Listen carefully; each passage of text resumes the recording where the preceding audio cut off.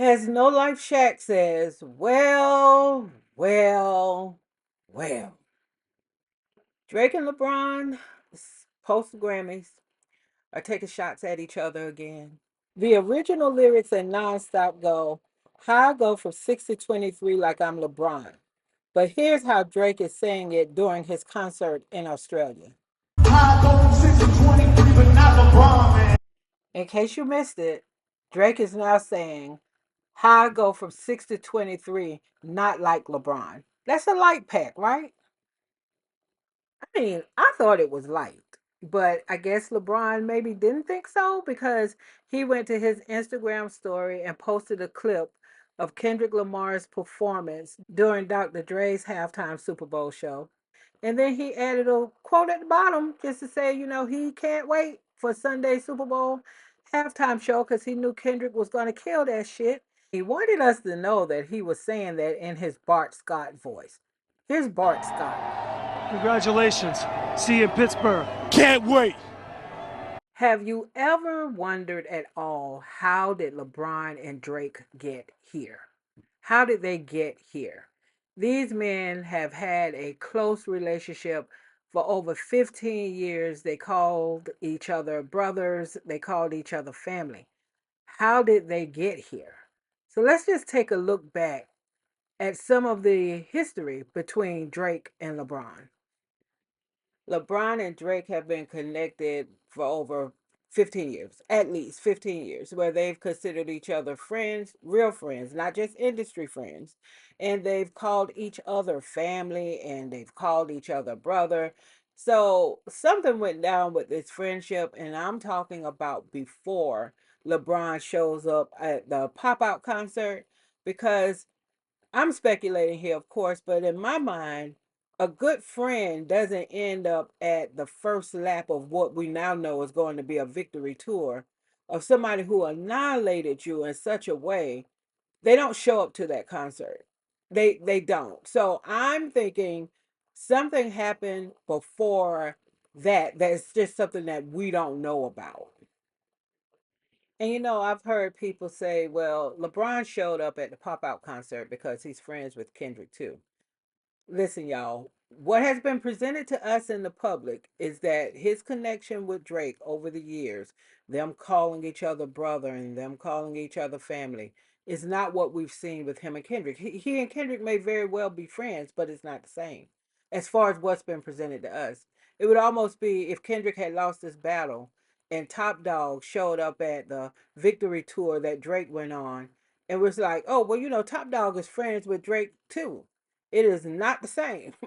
What has been presented to us as far as what the relationship is with Kendrick and Top Dog is not the same as what would have been perceived as far as Top Dog's connection to Drake. So, and at best, let's say at best, even if LeBron was had equal friendships with both of these guys, I would say at best you stay neutral because you don't show up to that very public concert, that very public, what we now know as a victory tour, not a victory lap, and dance to one of your best friends who you call a brother being called a PDF file. You don't do that if you all have the friendship that has been presented to us. And that's why I think something happened with this friendship way before what we saw at the pop-up concert. So let's take a look back at just a few of the moments between LeBron and Drake over the years. Their relationship goes back to 2008 when LeBron tapped a young Drake to contribute to the soundtrack for a documentary about his life, More Than a Game. Drake delivered the now iconic Forever, bringing in Kanye, Eminem, and Lil Wayne for the track. In 2009, LeBron showed up to Drake's So Far Gone release party, a moment Drake described as life-changing. From there, the two built a friendship filled with mutual support, business ventures, and countless public displays of camaraderie. You want to talk to the people? How you feeling today? I'm feeling real good. We in the rain. Drizzy got it raining on us right now. I know, right? You know what I'm saying? But it's all good. We up here in the 6, baby.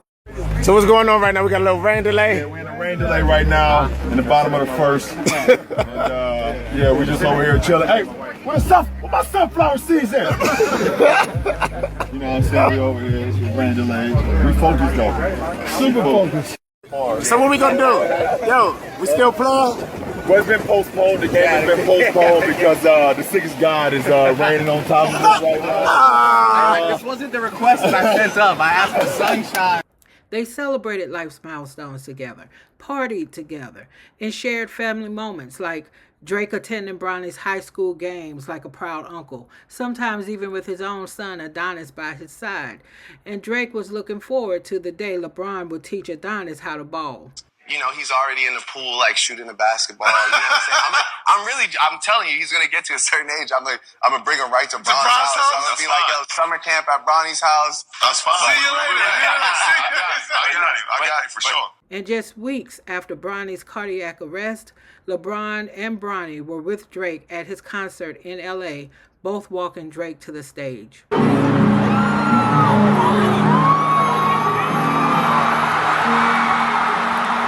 I don't know if you saw who walked me to stage tonight, but the gentleman that walked me to stage tonight is my brother. He goes by the name of LeBron James. And in 2009, when nobody believed in anything I had going on, that same guy showed up to a release party for a mixtape that was called So Far Gone. I don't know if you ever heard of that mixtape. He came all the way to Toronto, Canada to support me when I was trying to figure out how I could live my dreams.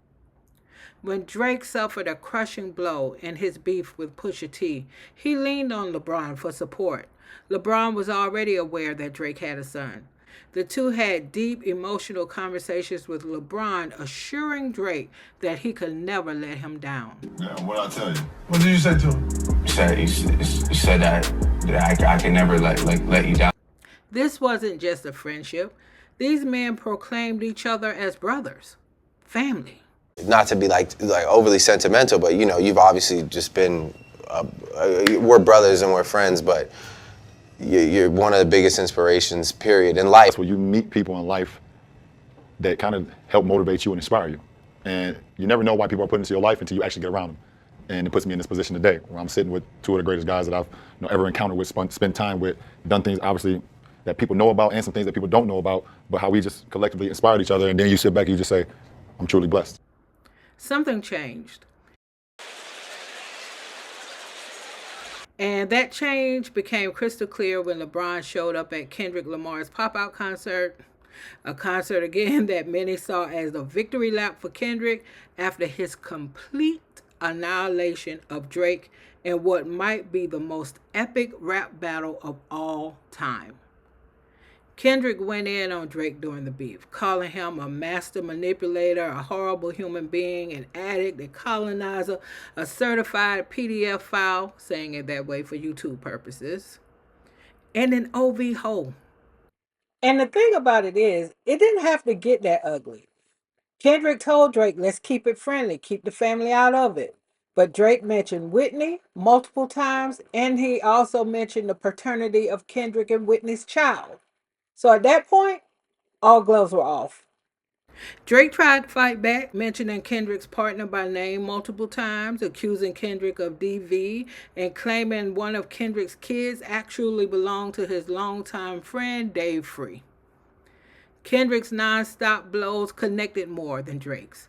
It was brutal.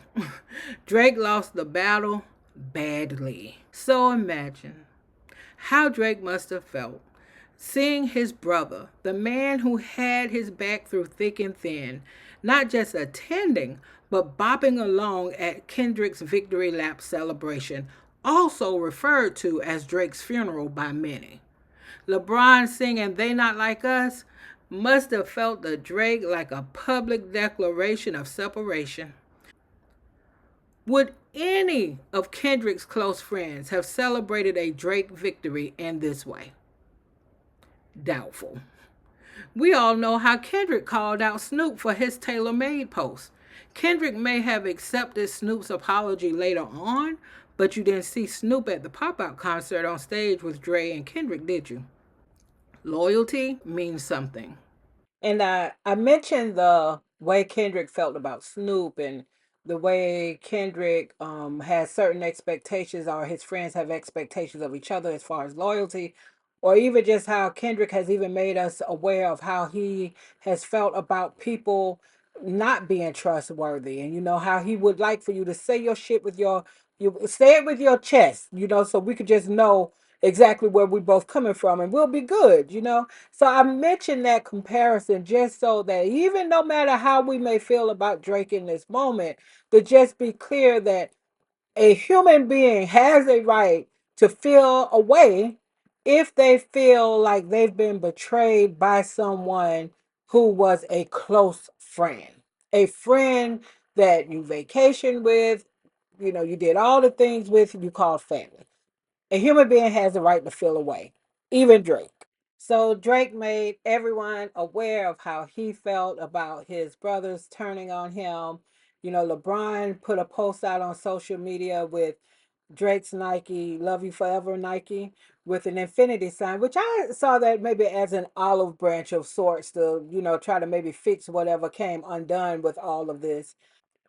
Yeah, and from Drake's response, it was going to take way more than that. If it was going to take anything to recover what had broken between him and LeBron, because it appears that Drake is at that point beyond the point of no return. And when we see the Fighting Irish freestyle post where he talks about them trading watches, he talks about you would either call to check up on my son like a pediatrician. Sure convinced the gang this shit was rooted in love when it isn't. He went on to talk about just how he really, really felt about the betrayal. He said, and then just cried the blues for you, saying it wasn't malicious, talking about we family. Well, I'm not the cousin to visit. God forbid we ever got to tarnish your public image, all that brother talk as if I really discovered a sibling. And if you thought Drake and LeBron were in the worst possible place they had ever been in their friendship at that point, it actually got worse.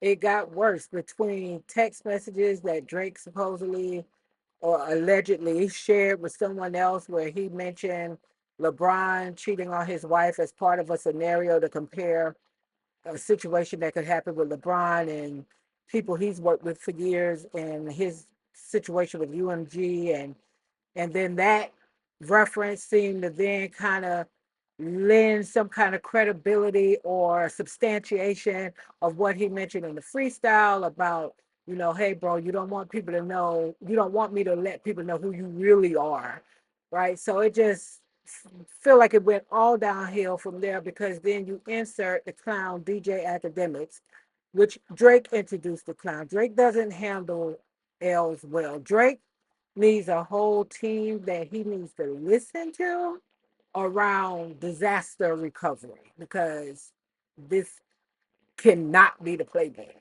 But DJ Academics gets involved. He gets real crazy in what he's saying about LeBron and saying that LeBron not only cheated on his wife, Drake helped get the women for him to cheat with. He said all kind of stuff. So if Drake and LeBron's friendship wasn't done after what happened with the pop out and Drake feeling some kind of way, you better believe it's definitely done now. All right, because you can't look.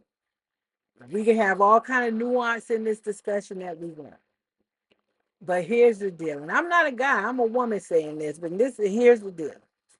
If you guys are, because we don't know if this is true, but if you guys are doing your dirt, whatever your dirt is that you're doing, when Mad Day comes, you cannot go tell that man's wife or tell the world. You told the world, but in essence, you're telling this man's wife that your husband isn't who you think he is, and trying to expose him in that way.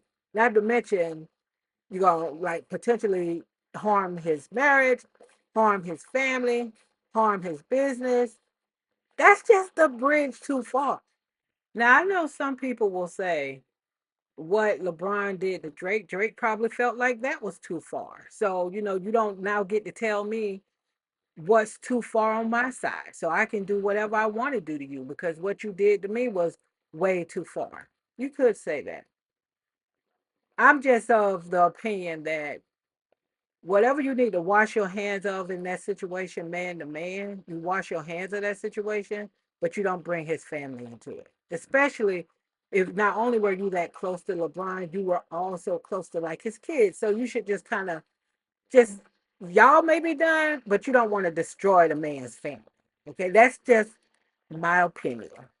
So after saying all of this, I still wonder for LeBron, was the relationship already not the same by the time we see him at the pop out concert? Because that would explain a lot. But we don't know. We don't know how they got from playing kickball to where they are now. But what I do feel with 100% certainty that the relationship between LeBron and Drake will never be the same.